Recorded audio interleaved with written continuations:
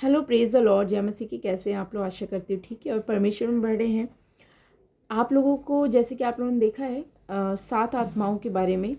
तो हाँ, मैं बिल्कुल आपको बताना चाहती हूँ और आप लोग ध्यान से सुनिएगा, क्योंकि बहुत सारे लोग बहुत इधर उधर मन लगाएं, लेकिन मैं चाहती हूँ और ये ऐसा परमेश्वर भी चाहता है कि आप लोग इधर उधर मन ना लगा के गहराई की और बाइबल की सही सही शिक्षाओं को प्राप्त कीजिए, क्योंकि ये बहुत ज़रूरी है, क्योंकि वचन ही आपको स्वर्ग लेके जाएंगे। आइए, मैं आपको छोटी सी बात बताने जा रही हूँ और इसको ध्यान से सुनिएगा। बहुत परमेश्वर के प्रकाश को मैंने इसके द्वारा ग्रहण किया और बहुत परमेश्वर की ओर से ये सारी बातें मेरे पास आई जो मैं आप लोगों को बताने जा रही हूँ। तो चैनल को अगर अभी तक आपने सब्सक्राइब नहीं किया है तो चैनल को सब्सक्राइब कीजिए और शेयर कीजिए, ताकि और भी लोगों को आशीष मिले और जो हमारे मसीह भाई बहन इधर उधर भाग रहे हैं, जो भटक गए हैं, वो सही रास्ते पे आ जाएं। ठीक है, तो आइए, ज़्यादा टाइम नहीं वेस्ट करेंगे और मैं शुरू करती हूँ। जैसे कि 7 आत्माओं का जो काम है वो आपको कई लोगों को पता होगा और शायद कई लोगों को ये बात ना पता हो अभी तक, और वो क्या काम करती हैं। ठीक है, बाइबल हमें ये क्या बताती है? यशाया 11 अध्याय उसका 2 और 3 में इस बारे में 7 आत्माओं के बारे में स्पष्ट रूप से बताया गया है। बहुत अच्छे तरीके से उसको बताया गया है। तो आप उसको यशाया की पुस्तक में आप पढ़िएगा 11 अध्याय। ठीक है, तो अब मैं आपको बताने जा रही हूँ जो पवित्र शास्त्र इसके बारे में क्या बताती है। जो 7 आत्माएं हैं इसके बारे में पवित्र शास्त्र क्या बताती है और लोग क्या बताते हैं, ये एक अलग अलग बात हो गई। मगर जो पवित्र शास्त्र इसके बारे में 7 आत्माओं के बारे में बताती है, अगर आप उसके अकॉर्डिंग नहीं चल रहे और वो 7 आत्माओं का क्या काम होता है और वो 7 आत्माएं कौन है, वो 7 आत्माएं क्या काम करती है, इन सारी बातों का राज वचनों में छुपा है, जो मैं अब आपको बताने जा रही हूँ। देखिए, जैसे कि जो 7 आत्माएं हैं उन उन वो पहली आत्मा कौन सी है, दूसरी कौन है, तीसरी कौन है, चौथी कौन है, पांचवी कौन है और छठवीं कौन है, सातवीं कौन है। चलिए ठीक है, जैसे कि मैंने इसको नोट किया हुआ है क्योंकि मुझे बहुत गहराई से परमेश्वर ने इस बारे में बताया, तो मुझे लगा कि आप लोग तक शेयर करना चाहिए। तो देखिए, पहला तो है कि जो 7 आत्माएं हैं वो सिद्ध आत्मा है। ठीक है, प्रतीक है, और 7 आत्माएं पवित्र आत्मा की एक सिद्ध आत्मा होने के बारे में बताती है। ठीक है, यशायाह 11 अध्याय उसका 2 और 3 में ऐसा लिखा है। पवित्र आत्मा का इस तरह बयां उसमें बहुत अच्छे से बयां किया गया है पवित्र आत्मा के बारे में। तो देखिए, आप भी मैं बताने जा रही हूँ। जो पहला है वो है प्रभु का आत्मा। जो प्रभु का आत्मा है, जो जिसको परमेश्वर को हम ग्रहण कर लेते हैं, पहली आत्मा वो है, और जो पहली आत्मा हमें मिली है। दूसरी है बुद्धि का आत्मा, ज्ञान का आत्मा, परामर्श का आत्मा, ठीक है, और शक्ति का आत्मा और ज्ञान का आत्मा और प्रभु के भय का आत्मा और समझ का आत्मा। अगर आपके अंदर इनमें से 7 में से अगर एक है और बाकी नहीं है तो भी गड़बड़ी की बात है, और अगर है तो बहुत अच्छी बात है।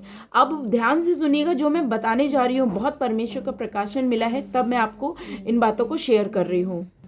तो ये 7 आत्माओं का जो काम है, अब मैं पहले, अगर आपके अंदर प्रभु की आत्मा है, परमेश्वर की आत्मा है, तो जाहिर सी बात है, जब परमेश्वर की आत्मा है तो आपने परमेश्वर को ग्रहण कर लिया है। यदि आप प्रभु की आज्ञाओं को नहीं मान रहे हैं, जो परमेश्वर ने आज्ञा दी है उसको नहीं मान रहे, तो इसका मतलब उन 7 में से एक की कमी है। और अगर आपके पास बुद्धि नहीं है और अगर बुद्धि की कमी है, तो इसका मतलब बुद्धि की आत्मा नहीं है। ये मेरे शब्द नहीं, यहोवा परमेश्वर के शब्द हैं, जो ये बाइबल में साफ रूप से इस बारे में स्पष्ट रूप से बताया गया। मैं तो इसको छोटा करके बता रही हूँ। ठीक है, और अगर आपके पास शक्ति, अगर किसी काम को करने में सामर्थ नहीं मिल रही है, अगर आप नहीं कर पा रहे, आपको डर लग रहा है, तो इसका मतलब आपके पास शक्ति देने वाली, जो हमें सामर्थ देती है, जो मुझे, जैसे कि मैं अभी बता पा रही हूँ, तो इसका मतलब मुझे शक्ति देने वाली, सामर्थ देने वाली आत्मा है। तो मैं आपको स्पष्ट रूप से बता पा रही हूँ। ठीक है, ये होना भी जरूरी है।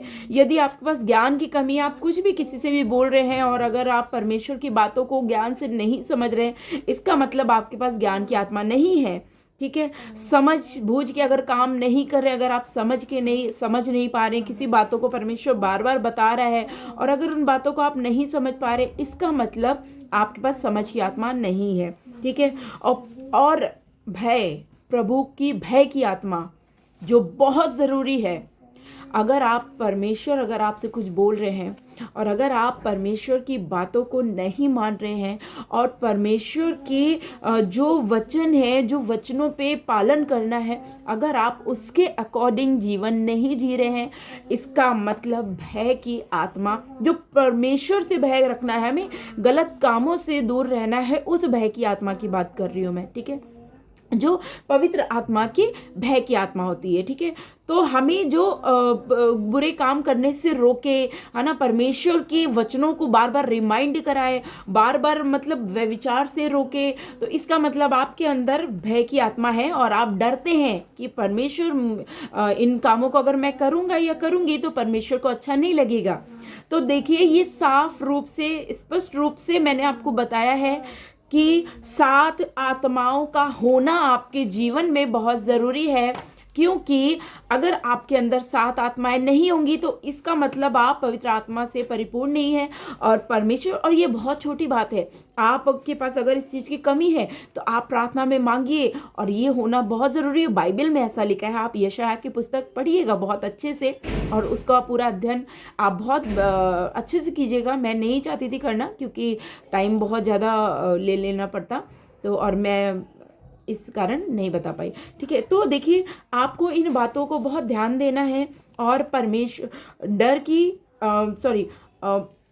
प्रभु का आत्मा, बुद्धि का, समझ, परामर्श का, शक्ति का, ज्ञान का और प्रभु के भय का, ठीक है, इन आत्माओं का होना आपके अंदर बहुत ज़रूरी है।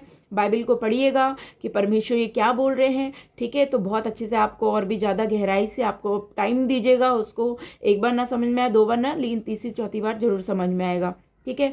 तो आप ऐसा करिए और परमेश्वर के वचनों पे, आज्ञाओं को मानना बहुत ज़रूरी है, क्योंकि प्रभु का आना निकट है और परमेश्वर की महिमा हो। और इन बातों को आई होप कि आप लोगों को समझ में आया होगा और ज़रूर आशीष मिली होगी इस वचन से। बहुत परमेश्वर ने, बहुत मैंने अध्ययन किया, उसके बाद इन बातों को परमेश्वर ने मुझ पे प्रकट करी है। तो इन आत्माओं का आपके अंदर होना ज़रूरी है। यदि नहीं है तो मांगना शुरू कीजिए, क्योंकि अगर आपके पास नहीं होगी तो आपको भी पता है कि क्या क्या दिक्कत होगी। समझ नहीं होगा तो लोग बेवकूफ़ बनाएंगे। अगर आपके अंदर भय नहीं है तो आप गलत काम में पड़ेंगे, ठीक है। अगर आपके अंदर बुद्धि नहीं है तो फिर अबुद्धि वाला काम करेंगे। यदि आपके अंदर परमेश्वर को एक्सेप्ट करने की आत्मा नहीं है कि आप प्रभु को सब जगह एक्सेप्ट कर पाओ, हर किसी के बीच में हम परमेश्वर को अपना जीवित करता, उद्धार जीवित परमेश्वर उद्धार करता समझ पाए, तो इन बातों का आपके अंदर होना बहुत ज़रूरी है और इन बातों को ध्यान दीजिएगा। और जैसे कि अब मैं मिनिस्ट्री मेरी जैसे कि बीच में थोड़ा रुका था, कुछ काम रुका था, तो अब वो शुरू हो गई है। तो डिस्क्रिप्शन बॉक्स में परमेश्वर की सेवा के लिए अगर आप कुछ भी आप हेल्प करना चाहते हैं तो हमें हेल्प करिए, क्योंकि हमें आप लोगों की सपोर्ट की ज़रूरत है। और हमें, क्योंकि आप लोगों को पता है कि अब मैं मिनिस्ट्री पूरी तरीके से स्टार्ट हो चुकी है दोबारा से, क्योंकि कुछ काम रुका था, उस काम की वजह से जो है अभी मिनिस्ट्री कुछ समय से रुक गई थी। तो अभी वो सारा कुछ रेडी हो चुका है। तो अब आप लोग डिस्क्रिप्शन बॉक्स में जो अकाउंट डिटेल्स वगैरह दी है, तो उसमें आप अगर हेल्प करना चाहें तो आप कर सकते हो, और हमें हेल्प की ज़रूरत भी है तो आप करिए। वैसे तो अभी तक हम इंडिपेंडेंट मिनिस्ट्री कर रहे थे, बट आपको आप लोगों की ज़रूरत है, क्योंकि अब और भी लोग कर रहे हैं साथ में, तो उन लोगों का ध्यान रखना, बहुत सारी चीज़ें हैं। तो आप लोग हेल्प करिए। अगर परमेश्वर किसी को हमारी मिनिस्ट्री के लिए बोझ दे तो आप प्लीज़ करके आप हमारे लिए ज़रूर अपना हाथ को बढ़ाइएगा, ताकि परमेश्वर आपको बहुत आय की आशीष दे। क्योंकि अनाथ और विधवाओं की अगर आप सुधि लेते हैं तो परमेश्वर आपको आशीष देता है। तो अभी तक तो मैं अकेले कर रही थी, अभी और भी लोग हैं, और आप लोगों को पता है कि मेरी मिनिस्ट्री नॉर्मल जगह पे नहीं है, बहुत दूर है। तो उन जगहों पे जाने के लिए और भी चीज़ों की ज़रूरत पड़ेगी।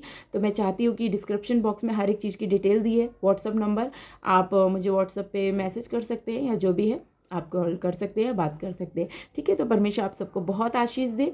और इन दिनों इसी में मैं बिजी थी, इस कारण वीडियो नहीं आ पा रही थी, बट अब रहेगा, ठीक है। तो परमेश्वर आप सबको बहुत आशीष दे। अपना जीवन अच्छे से बिताइए, परमेश्वर का आना निकट है। परमेश्वर का, यीशु मसीह का स्वभाव से जीना शुरू कीजिए। बाकी किताबी ज्ञानों को मत रखिए, स्वर्गीय ज्ञानों को रखिए। मैं अपना इंस्टाग्राम पे भी यही बोलती हूँ और आप लोग को भी यही बोल रही हूँ, ठीक है। आप सभी को जय मसीह की। चैनल को सब्सक्राइब कीजिए। God bless you.